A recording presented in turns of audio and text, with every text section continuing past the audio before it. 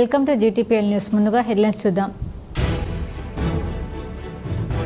కరీంనగర్లో మాజీ మంత్రి శాసనసభ్యులు గంగుల కమలాకర్ నియోజకవర్గంలో విస్తృత పర్యటన. సిరిసిల్లలోని చిరు వ్యాపారులకు, రైతు బజార్లో రైతులకు అన్ని సౌకర్యాలు కల్పిస్తా ప్రభుత్వ వైపు వేములవాడ ఎమ్మెల్యే ఆది శ్రీనివాస్. సిరిసిల్లలో క్రికెట్ ఆడిన ప్రభుత్వ వైపు ఆది శ్రీనివాస్, కలెక్టర్ సందీప్ కుమార్. సిరిసిల్లలో స్టేడియం నిర్మాణానికి సంబంధించి స్థల పరిశీలన చేశారు ప్రభుత్వ ఆది శ్రీనివాస్, కలెక్టర్ సందీప్ కుమార్ జూ. పారిశ్రామిక ప్రాంతం గోదావరి ఖనిలో మెగా జాబ్ మేళకు విశేష స్పందన. 3500 మందికి ఉద్యోగ అవకాశాలు కల్పించిన పలు కంపెనీలు. కరీంనగర్ కళావిహీనంగా మారిందని బీఆర్ఎస్ ఎమ్మెల్యేల విమర్శలపై సూడా చైర్మన్ నరేందర్ రెడ్డి ఫైర్. అధికారం పోగానే అంధకారంతో మాట్లాడుతున్నారని విమర్శ. హైదరాబాద్ నగరంలోని చార్మినార్ పరిధిలో ఘోర విషాదం చోటు చేసుకుంది. చార్మినార్కు సమీపంలోని గుల్జార్ హౌస్లో భారీ అగ్ని ప్రమాదం జరిగింది. భవనం మొదటి అంతస్తులో మంటలు చెలరేగాయి. చార్మినార్ పరిధిలో ఘోర ప్రమాదంతో భవనంలో ఉన్న పలువురు ఊపిరి ఆడక స్పృహ కోల్పోయారు. దీంతో వారిని ఉస్మానియా, యశోద, డిఆర్డీఓ, అపోలో ఆసుపత్రులకు తరలించారు. కొందరు ఘటనా స్థలంలో, మరికొందరు ఆసుపత్రిలో చికిత్స పొందుతూ మృతి చెందారు. షార్ట్ సర్క్యూట్ వల్లే ఈ ప్రమాదం జరిగినట్లు అధికారులు అనుమానిస్తున్నారు.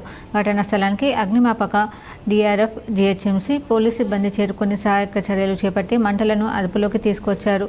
భవనంలో ఉన్న మరికొందరిని బయటకు తీసుకొచ్చారు. 10 అగ్నిమాపక యంత్రాలతో సహాయక చర్యలు చేపట్టారు. గుల్జార్ హౌస్ పరిసరాల్లో దట్టంగా కమ్ముకోవడంతో శ్వాస తీసుకునేందుకు స్థానికులు ఇబ్బందులు పడ్డారు. మాదక ద్రవ్యాల నియంత్రణలో 138 దేశాలతో పోటీ పడి తెలంగాణ పోలీస్ ప్రపంచంలోనే నంబర్ 1 స్థానాన్ని సాధించడం గర్వకారణంగా ఉందని ముఖ్యమంత్రి రేవంత్ రెడ్డి వ్యాఖ్యానించారు. ఎక్సలెన్స్ ఇన్ యాంటీ నార్కోటిక్స్ కేటగిరీలో మొదటి బహుమతిని అందుకున్న సందర్భంగా Hyderabad city police commissioner CV Anand ముఖ్యమంత్రిని మర్యాదపూర్వకంగా కలిశారు. దుబాయ్లో జరిగిన అంతర్జాతీయ పోలీస్ సమ్మిట్లో హైదరాబాద్ సిపి ఈ బహుమతి అందుకున్నారు. ఈ సందర్భంగా కమిషనర్ని ముఖ్యమంత్రి అభినందించారు. తెలంగాణ రాష్ట్ర ప్రభుత్వం మద్యం ప్రియులకు షాక్ ఇచ్చింది. రాష్ట్ర వ్యాప్తంగా మద్యం ధరలను పెంచుతూ నిర్ణయం తీసుకుంది. చీప్ లిక్కర్ మినహా మిగతా అన్ని రకాల మద్యం రేట్లను ప్రభుత్వం పెంచింది. వాటర్ బాటిల్పై 10 రూపాయలు పెంచింది. హాఫ్ బాటిల్పై 20 రూపాయలు, ఫుల్ బాటిల్పై 40 రూపాయలు రేటు పెంచుతూ ఎక్సైజ్ శాఖ ఆదివారం సర్క్యులర్ జారీ చేసింది. పెరిగిన ధరలు రేపటి నుంచి అమలులోకి రానున్నాయి. రాష్ట్ర ప్రభుత్వానికి వచ్చే ఆదాయాల్లో మద్యం ద్వారా కూడా అధికంగా వస్తుంది. రాష్ట్ర ఆర్థిక పరిస్థితి బాగాలేకపోవడంతో మందుబాబులపై ఆభారం వేయాలని ప్రభుత్వం నిర్ణయించింది. ఇప్పటికే బీళ్ల ధరలను పెంచిన ప్రభుత్వం తాజాగా లిక్కర్ ధరలను కూడా పెంచింది. హైదరాబాద్ చార్మినార్ ప్రాంతంలో జరిగిన ఘోరంపై TPCC chief MLC Mahesh Kumar Goud తీవ్ర విచారం వ్యక్తం చేశారు. గుల్జార్ హౌస్ అగ్ని ప్రమాదంలో 17 మంది మృతి చెందగా పలువురు ఆసుపత్రిలో చికిత్స పొందుతున్నారు. అయితే ఈ ఘటనపై మహేష్ కుమార్ గౌడ్ దిగ్భ్రాంతి వ్యక్తం చేశారు. మృతుల కుటుంబాలకు ప్రగాఢ సానుభూతి తెలిపారు. బాధిత కుటుంబాలకు అండగా ఉంటామని చెప్పారు. అగ్ని ప్రమాదంలో 17 మృతి చెందడం బాధాకరమని మహేష్ కుమార్ గౌడ్ ఆవేదన వ్యక్తం చేశారు. ఇక అగ్ని ప్రమాదంపై హైదరాబాద్ కాంగ్రెస్ నాయకులను వివరాలు అడిగి తెలుసుకున్నారు. ప్రమాద స్థలంలో సహాయ సహకారాలు అందించాలని సూచించారు. చార్మినార్ సమీపంలోని గుల్జార్ హౌస్లో భారీ అగ్ని ప్రమాదం సంభవించింది. 17 మంది మృతి చెందిన విషయం తెలిసిందే. తాజాగా బాధిత కుటుంబాలకు తెలంగాణ ప్రభుత్వం ఎక్స్ గ్రేషియా ప్రకటించింది. ముఖ్యమంత్రి రేవంత్ రెడ్డి ఆదేశాలతో ఆదివారం మధ్యాహ్నం డిప్యూటీ సీఎం బట్టి విక్రమార్క ఘటనా స్థలాన్ని పరిశీలించారు. అనంతరం ఒక్కో బాధిత కుటుంబానికి 5 లక్షల రూపాయల పరిహారం ప్రకటించారు. ఈ సందర్భంగా బట్టి మాట్లాడుతూ షార్ట్ సర్క్యూట్ వల్ల ప్రమాదం జరిగిందని అధికారులు భావిస్తున్నట్లు తెలిపారు. ఇది అత్యంత దురదృష్టకరమైన ఘటన అని అన్నారు. గతంలో కూడా ఇలాంటి ఘటనలు జరిగాయని, మరోసారి ఇలాంటి ఘటనలు పునరావృతం కాకుండా చర్యలు తీసుకోవాలని అధికారులను ఆదేశించారు. మృతుల కుటుంబాలను ప్రభుత్వం ఆదుకుంటుందని భరోసా ఇచ్చారు. అగ్ని ప్రమాద ఘటనపై సమగ్ర దర్యాప్తు జరిపిస్తామని అన్నారు. కాగా మృతుల్లో 2 చిన్నారులు, 4 మహిళలు ఉన్నారు. ప్రమాదంతో భవనంలో ఉన్న పలువురు ఊపిరి ఆడక స్పృహ కోల్పోయారు. దీంతో వారిని ఉస్మానియా, యశోద, డిఆర్డీఓ, అపోలో ఆసుపత్రులకు తరలించారు. కొందరు ఘటనా స్థలంలో, మరికొందరు ఆసుపత్రిలో చికిత్స పొందుతూ మృతి చెందారు. ఘటనా స్థలానికి అగ్నిమాపక, డిఆర్ఎఫ్, జీహెచ్ఎంసీ పోలీసు సిబ్బంది చేరుకుని సహాయక చర్యలు చేపట్టి మంటలను అదుపులోకి తీసుకొచ్చారు. భవనంలో ఉన్న మరికొందరిని బయటకు తీసుకొచ్చారు. 10 అగ్నిమాపక యంత్రాలతో సహాయక చర్యలు చేపట్టారు. గుల్జార్ హౌస్ పరిసరాల్లో దట్టంగా కమ్ముకోవడంతో శ్వాస తీసుకునేందుకు స్థానికులు ఇబ్బందులు పడ్డారు. ఇప్పటికీ కేసు నమోదు చేసుకున్న పోలీసులు దర్యాప్తు చేస్తున్నారు. కాళేశ్వరంలో అకాల వర్షం బీభత్సం సృష్టించింది. వర్షం కారణంగా వీఐపీ ఘాట్ ఆలయ పరిసరాలు అస్తవ్యస్తంగా మారాయి. కాళేశ్వరంలో ఈదురుగాలులకు అక్కడక్కడ ఏర్పాటు చేసిన భారీ ఫ్లెక్సీలు చినిగి రోడ్డుపై పడ్డాయి. రహదారులు బురదమయం అవడంతో పుష్కరాలకు వచ్చిన భక్తులు తీవ్ర ఇబ్బందులు పడుతున్నారు. గాలివాన బీభత్సానికి పుష్కరాల సందర్భంగా ఏర్పాటు చేసిన టెంట్లు, చలవ పందిళ్లు నేలకూలాయి. వీఐపీ ఘాట్ వద్ద లైటింగ్, స్వాగత తోరణాలు దెబ్బతిన్నాయి. దీంతో సిబ్బంది వాటికి మరమ్మతులు చేశారు. పుష్కర ఘాట్ వద్ద కూలిన చలవ పందిళ్లను తొలగించారు. కాగా పుష్కరాలకు భక్తుల రద్దీ కొనసాగుతుంది. 3వ రోజు పెద్ద సంఖ్యలో భక్తులు తరలివచ్చారు. నదిలో పుణ్యస్నానాలు ఆచరించి కాళేశ్వర ముక్తేశ్వర స్వామిని దర్శించుకుంటున్నారు. పారిశ్రామిక ప్రాంతం గోదావరి ఖనిలో మెగా జాబ్ మేళాకు విశేష స్పందన లభించింది. 3500 మందికి పలు కంపెనీలు ఉద్యోగ అవకాశాలు కల్పించాయి. నిరుద్యోగ యువతకు ఉద్యోగ అవకాశాలు కల్పించేందుకు పెద్దపల్లి జిల్లా గోదావరి ఖనిలో నిర్వహించిన మెగా జాబ్ మేళాకు మంచి స్పందన లభించింది. 100 కంపెనీలు పాల్గొని 3500 మందికి ఉద్యోగాలు కల్పించారు. పారిశ్రామిక ప్రాంతంలో నిరుద్యోగ యువతకు ఉపాధి కల్పించాలనే సంకల్పంతో సింగరేణి సంస్థ మెగా జాబ్ మేళా నిర్వహించి గోదావరి ఖని జవహర్లాల్ నెహ్రూ స్టేడియంలో నిర్వహించిన జాబ్ మేళాను రామగుండం ఎమ్మెల్యే ఎంఎస్ రాజ్ ఠాకూర్ ప్రారంభించారు. మేళాలో 100 కంపెనీలు పాల్గొనగా సింగరేణి విస్తరించి ఉన్న పెద్దపల్లి, మంచిర్యాల జిల్లాల చెందిన నిరుద్యోగ యువతీ యువకులు వేలాది మంది పాల్గొన్నారు. రాష్ట్ర వ్యాప్తంగా ఉన్న వివిధ ప్రైవేట్ కంపెనీలకు చెందిన ప్రతినిధులు ఇంటర్వ్యూలు నిర్వహించి 3500 మందిని ఉద్యోగాలకు ఎంపిక చేశారు. మేళాలో పాల్గొన్న యువతకు ఎలాంటి ఇబ్బందులు లేకుండా గోదావరి ఖని ఏసీపీ రమేష్ ఆధ్వర్యంలో పోలీసులు ఏర్పాటు చేశారు. అదేవిధంగా సింగరేణి యాజమాన్యం ప్రత్యేక స్టాళ్లను ఏర్పాటు చేసి కార్యక్రమంలో పాల్గొన్న వారికి అన్ని సౌకర్యాలు కల్పించారు.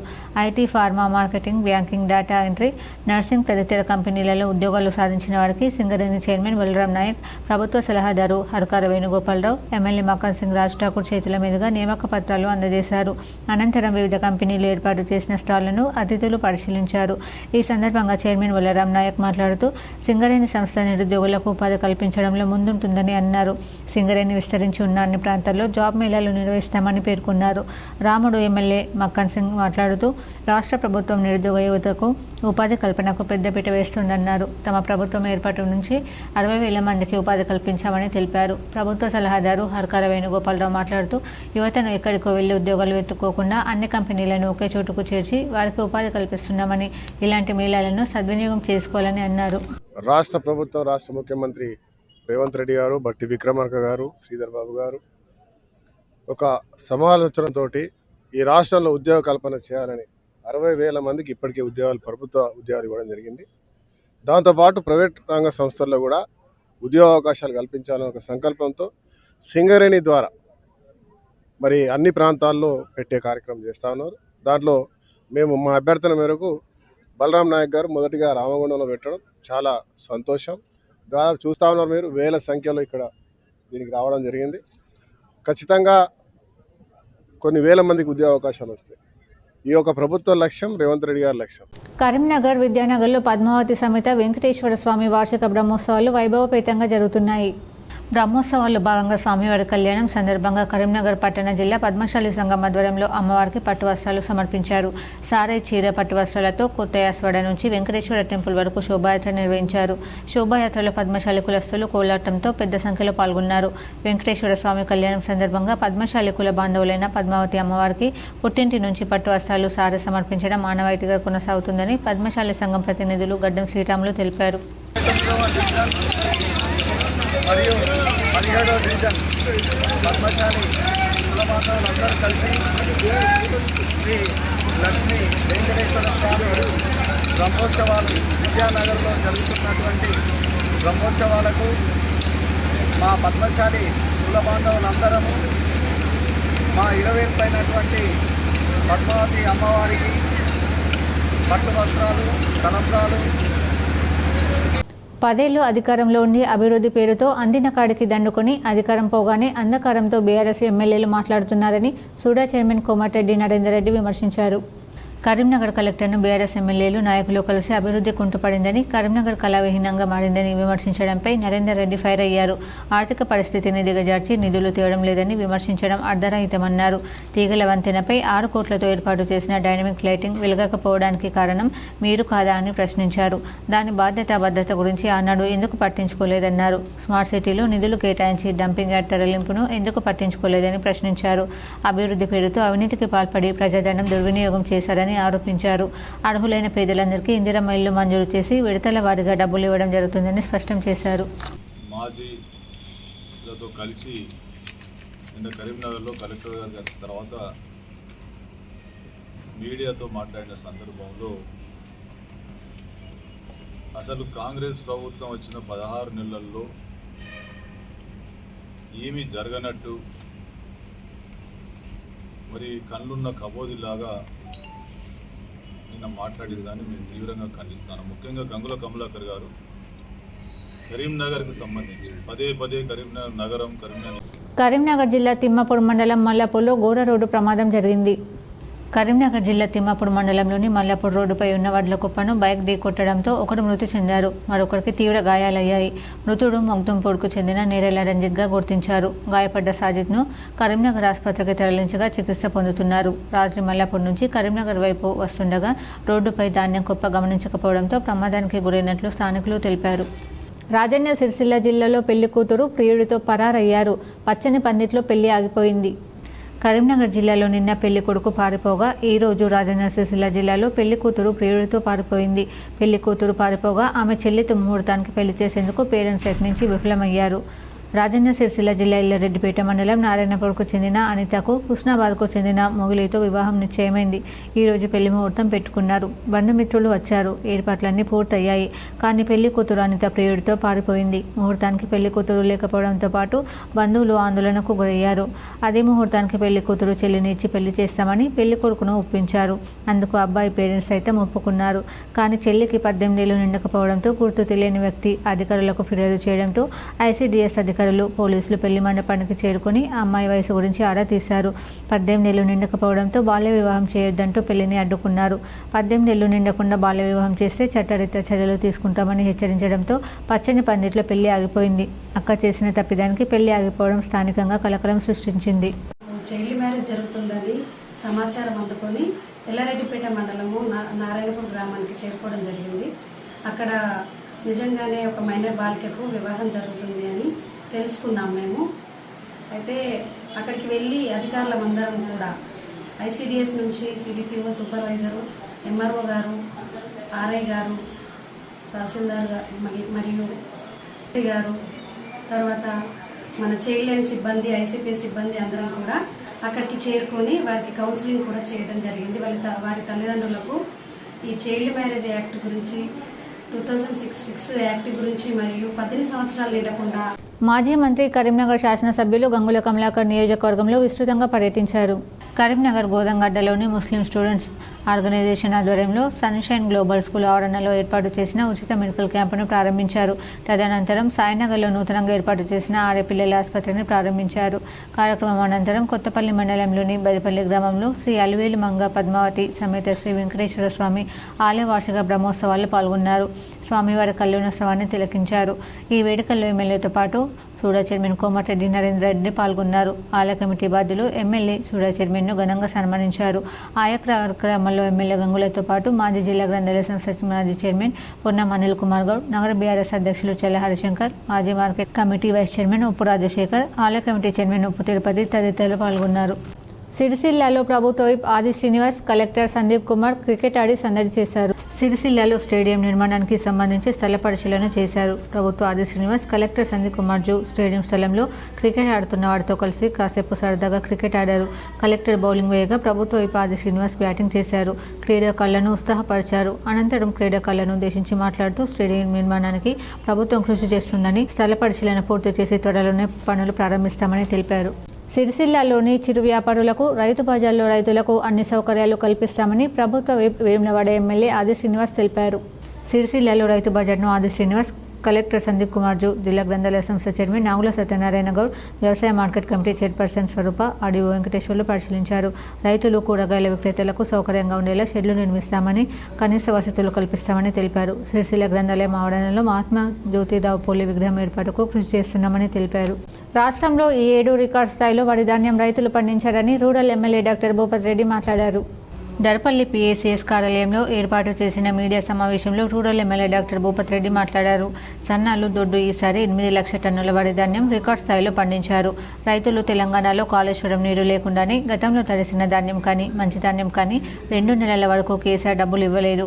ఈరోజు కాంగ్రెస్ హయాంలో రైతులకు కొరత లేకుండా రైతులకు పూర్తిగా కొనుగోలు చేయడం చరిత్ర సృష్టించింది.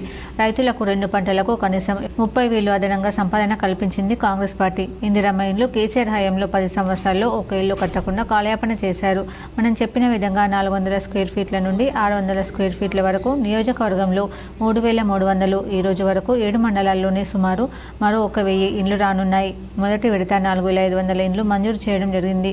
రెండవ విడతలో భూమి లేని పేదలకు భూమి ఇచ్చి వారికి ప్రభుత్వమే ఇండ్లు కట్టించే ఏర్పాటు చేస్తుందన్నారు. గతంలో పేదలు డబ్బులు లేక నిలిచిన ఇండ్లకు తగిన నిధులు అందించి ఇండ్లు పూర్తి చేసి ఇస్తానని అన్నారు. ప్రతి పేదవారికి ఇండ్లు కట్టించి తీరుతామని అన్నారు. నిన్నటి వరకు టీఆర్ఎస్ ఇండ్ల కొరకు దళిత బంధు, బీసీ బంధులకు డబ్బులు వసూలు చేసిన ఘనత టీఆర్ఎస్ వాళ్ళది. ఇందిరమ్మ ఇండ్లకు ఎవరైనా డబ్బులు అడిగితేనే తన నేరుగా ప్రజలు సమాచారం ఇవ్వాలని అన్నారు.